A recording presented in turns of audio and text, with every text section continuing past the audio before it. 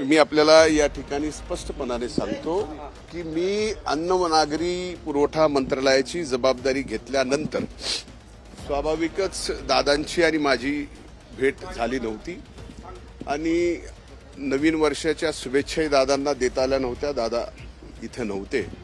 आज त्यांना नवीन वर्षाच्या शुभेच्छाही मी दिल्या आणि माझ्या विभागाची जी काही मी जबाबदारी घेतलेली आहे त्या जबाबदारीच्या बाबतीत मी 3-4 बैठका घेतल्या, काही निर्णय घेतले. त्या बाबतीत संक्षिप्त आदरणीय दादांच्या सोबत मी चर्चा केलेली आहे. बघा, कोणी काय आरोप करावे हे लोकशाहीमध्ये ज्याला त्याला अधिकार दिलेले आहेत. मी कुणाकुणाचे तोंड धरणार आहे? माझं म्हणणं आहे की जे आरोप करतायत ते ज्या पक्षाचे आहेत त्यांच्या पक्षाच्या अध्यक्षांना आपण हा प्रश्न विचारावा. माननीय मतलब समजा ते महायुतीचे आमदार असतील तर महायुतीमध्ये ते भारतीय जनता पार्टीचे आमदार असतील तर त्यांनी सुद्धा त्याबाबत त्यांच्या पक्षाध्यक्षाला विचारावं, मुख्यमंत्र्याला विचारावं.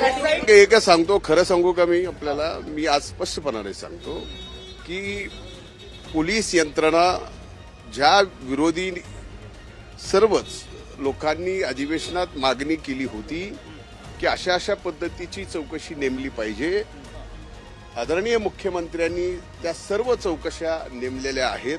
त्या तपासामध्ये या ठिकाणी ज्या वेळेस माझ्याकडे संशयाने बघितलं जातं त्यावेळेस मी त्यावर काही बोलणं हे उचित नाही. एक आणि अतिशय व्यवस्थित तपास त्या ठिकाणी चालू आहे. तर तपास पूर्ण होऊ द्या.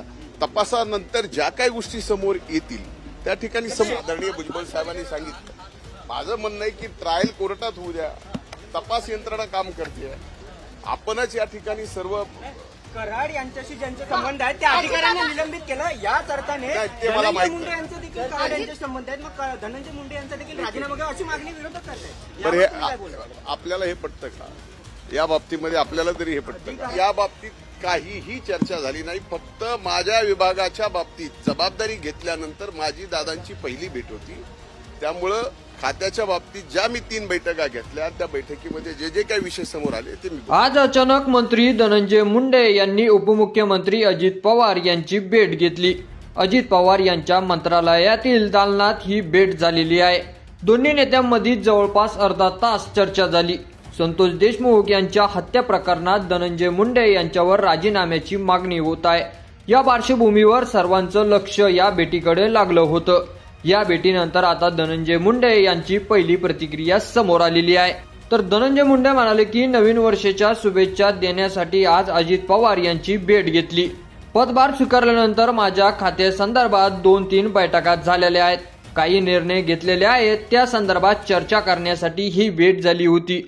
दरम्यान धनंजय मुंडे यांच्या राजीनाम्याची मागणी होत आहे. या संदर्भात त्यांना विचारले असता या प्रकरणावर कोणतीही चर्चा झालेली नाही. कोणी काय आरोप करावेत हा ज्याचा त्याचा विषय आहे. लोकशाहीने प्रत्येकाला अधिकार दिलेला आहे. मी काय प्रत्येकाचं तोंड धरू शकत नाही. ज्या पक्षातील नेत्यांकडून आरोप होत आहेत त्या पक्षाच्या अध्यक्षांना हा प्रश्न विचारा. पोलीस यंत्रणा काम करत आहे. माझ्याकडे जेव्हा संशयानं पाहिलं जातं तेव्हा या संदर्भात मी अधिक बोलणं योग्य नाही. ज्या तपास यंत्रणाची नियुक्ती करण्यात आलेली आहे त्याचा तपास पूर्ण होऊ द्या. ट्रायल कोर्टात होऊ द्या. तपास यंत्रणा काम करत आहेत असं मुंडे यांनी म्हटलेलं आहे. तर मुंडे यांच्या प्रतिक्रियेवर तुम्हाला काय वाटतं ते आपल्या कमेंट बॉक्समध्ये लिहायला अजिबात विसरू नका.